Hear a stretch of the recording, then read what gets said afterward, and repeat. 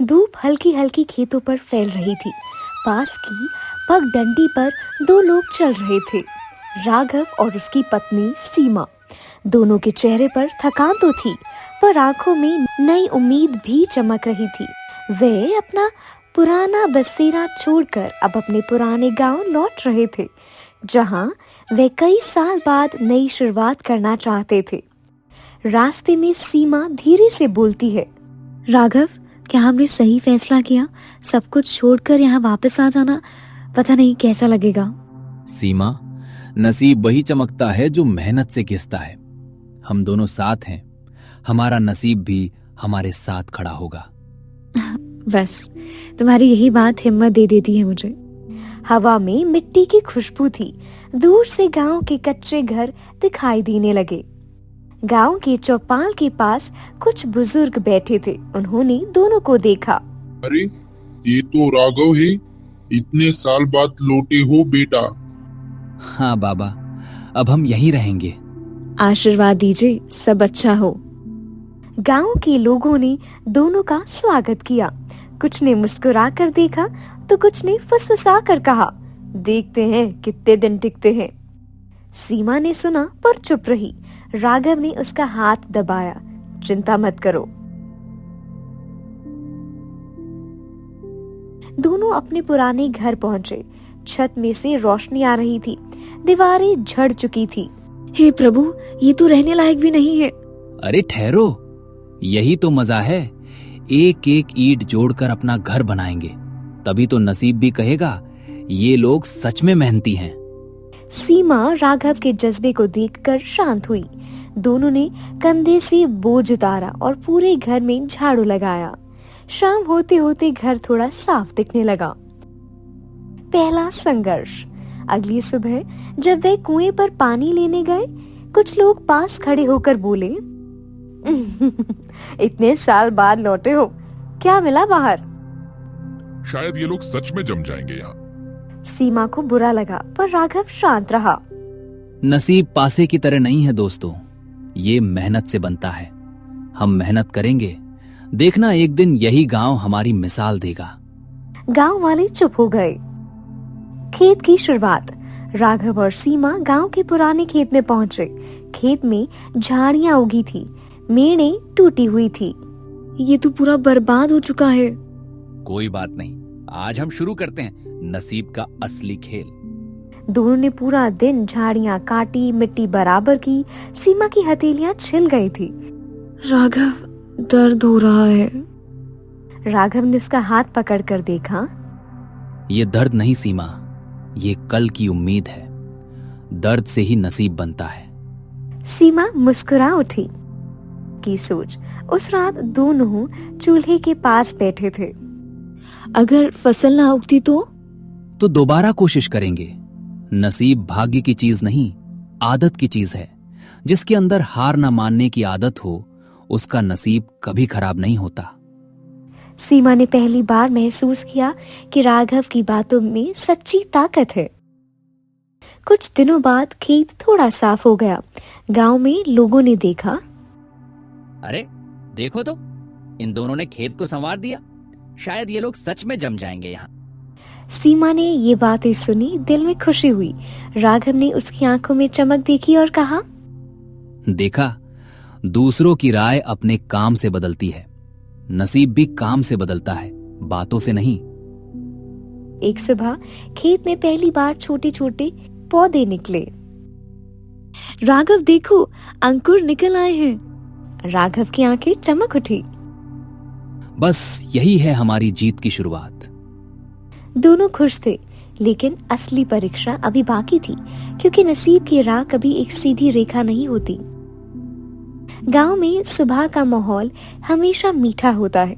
मुर्गे की आवाज, चूल्हे की खुशबू और हवा में मिट्टी की ताजगी। लेकिन आज की सुबह राघव और सीमा के लिए थोड़ी भारी थी।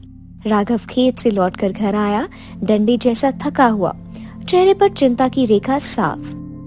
क्या हुआ? खेत में कुछ गड़बड़ है? हाँ, मेड़ टूट गई है। अगर मेड़ नहीं बनी तो पानी बहकर बाहर चला जाएगा और पूरी मेहनत मिट्टी में मिल जाएगी। सीमा ने गहरी सांस ली। तो मेड बना लेते हैं, किसी से मदद मांग लो। राघव ने सिर हिलाया। सीमा, जो नसीब अपना बनाना चाहता है वो दूसरों की बैसाखियों से नहीं चलता, हमें खुद करना होगा। सीमा ने समझते हुए सिर हिला दिया। दोनों खेत पहुंचे। टूटी मेड़ देखकर सीमा की आंखें भर आई। कभी कभी लगता है हमसे नहीं होगा, सब कुछ बहुत मुश्किल है। राघव उसके पास बैठा। सीमा, याद है तुमने पहली बार खाना बनाना सीखा था?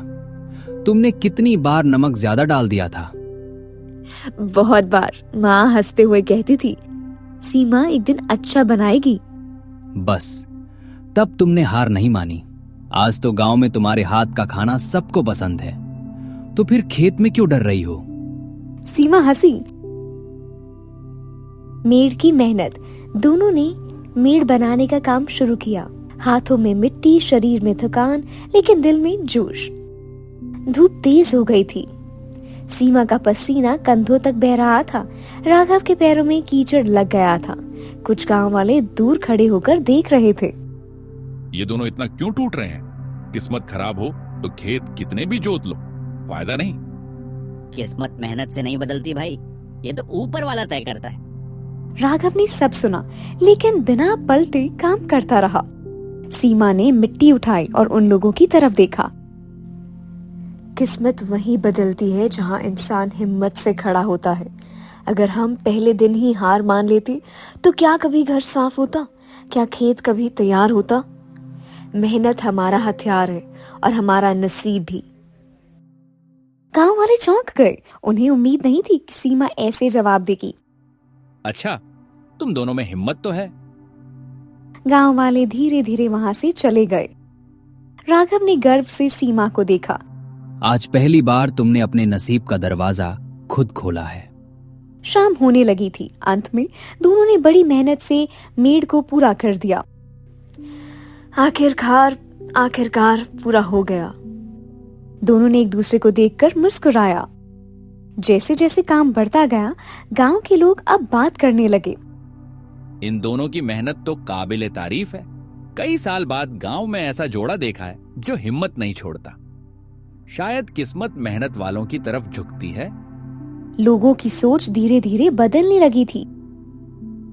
उस रात दोनों चूल्हे के पास बैठे थे। सीमा ने रोटी बनाई और राघव को दी। आज खाना बहुत स्वाद है। लगता है मेहनत का नमक भी रोटी में आ गया है। सीमा हंसी, फिर धीमे से बोली, आज मुझे पहली बार लगा कि किस्मत सच में बदल सकती है, क्योंकि हम बदल रहे हैं। यही तो बात है, नसीब बाहर नहीं अंदर बदलता है। अचानक दूर आसमान में बादल घिरने लगे। हवा तेज हो गई। राघव, ये तूफान जैसा लग रहा है। हमारी मेड़, हमारे पौधे सब। राघव ने उसका हाथ पकड़ा। डरने से तूफान रुकता नहीं सीमा। हमने अपनी मेहनत से ये खेत बनाया है। तूफान आएगा तो उससे भी लड़ेंगे। लेकिन तूफान कितना बड़ा था, किस्मत उनके लिए क्या मोड़ लेकर आ रही थी, ये दोनों को नहीं पता था। आसमान में काले बादल गरज रहे थे। हवा खेतों में जोर से हिस हिस करके दौड़ रही थी। गांव वालों ने अपने दरवाजे बंद करना शुरू कर दिया।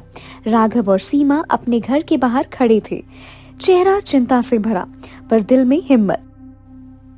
राघव, इतना बड़ा तूफान, अगर मेड़ टूट गई तो हमारी सारी मेहनत। हम वहीं चलेंगे सीमा, जहां मेहनत लगती है वहीं हिम्मत दिखानी होती है। दोनों एक साथ खेत की तरफ भाग पड़े। हवा इतनी तेज थी कि सीमा का दुपट्टा उड़ रहा था। पानी आसमान से मानो लपटों की तरह बरस रहा था। खेत के किनारे पहुंचते ही सीमा चीख पड़ी, राघव, मेड़ टूट रही है। राघव बिजली की तरह आगे भागा। कीचड़ में फिसलते हुए मेड़ को हाथों से थाम लिया। सीमा, मेरे पास आओ, हम दोनों मिलकर इसे रोकेंगे। सीमा भी घुटनों के बल मिट्टी पकड़ने लगी। राघव, मेरे हाथ फिसल रहे हैं। फिसलने दो, लेकिन हिम्मत मत छोड़ो। सीमा, दोनों ने अपने शरीर से पानी को रोकने की कोशिश की। कीचड़, ठंड, तेज हवा, सब कुछ उनके खिलाफ था। दूर चौपाल से कुछ गांव वाले ये सब देख रहे थे। पागल हैं दोनों, ऐसे तूफान में कौन खेत संभालता है? पर हिम्मत तो देखो, हम होते तो कब के घर भाग गए होते। कोई भी मदद करने आगे नहीं आया, पर सबकी आंखों में पहली बार उनके लिए सम्मान था। बारिश लगातार तेज होती जा रही थी। मेड़ का एक बड़ा हिस्सा टूटकर नीचे गिर गया। सीमा डर से चीख उठी, राघव ये टूट जाएगी, हमसे नहीं हो पाएगा। राघव उसकी ओर मुड़ा। उसके चेहरे पर कीचड़ था और आंखों में आग। हम अपना नसीब अपनी हाथों से लिख रहे हैं। अगर अभी हार मान ली तो सब खत्म। हमेशा याद रखना, नसीब कभी उन लोगों का साथ नहीं छोड़ता जो खुद को नहीं छोड़ते। सीमा की आंखें भर आई, लेकिन उसने अपनी पूरी ताकत लगा दी। दोनों ने टूटे हिस्से के सामने मिट्टी, लकड़ी और पत्थर जमा दिए। तूफान गरजा, हवा चीखी, बारिश चली, पर दोनों डटे रहे। कुछ देर बाद अचानक हवा शांत होने लगी। बारिश धीरे धीरे कम हुई।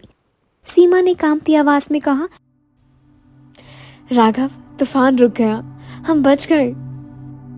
दोनों बैठकर थकान से ढह गए। उनके कपड़े भीगे हुए थे, हाथ लाल हो चुके थे, लेकिन मेड़ मेड़ खड़ी थी। सीमा, तूफान से बड़ी हमारी मेहनत निकली। सीमा ने उसके कंधे पर सिर रख दिया। अगले दिन सुबह पूरा गांव खेत देखने आया। सब दंग रह गए। मेड़ सही सलामत थी, पौधे भी बचे थे। बेटा, तुम दोनों ने कमाल कर दिया। तुम्हारी मेहनत ने हमें सिखा दिया, किस्मत इंतजार करने से नहीं, मेहनत करने से बदलती है। सीमा और राघव ने नम्रता से झुककर सलाम किया। इन दोनों ने पूरी रात खेत संभाला है, मैंने खिड़की से देखा था।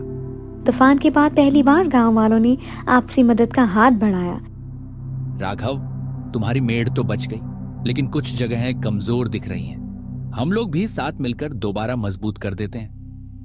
राघव चौंक गया, क्योंकि वही लोग पहले ताना देते थे। आप सब मदद करना चाहते हैं, ये हमारे लिए बहुत बड़ी बात है। तुमने हमें रास्ता दिखाया है, अब हम भी साथ चलेंगे। सीमा की आंखें खुशी से नम हो गई। सारे गांव के लोग एक साथ खेत में उतर आए।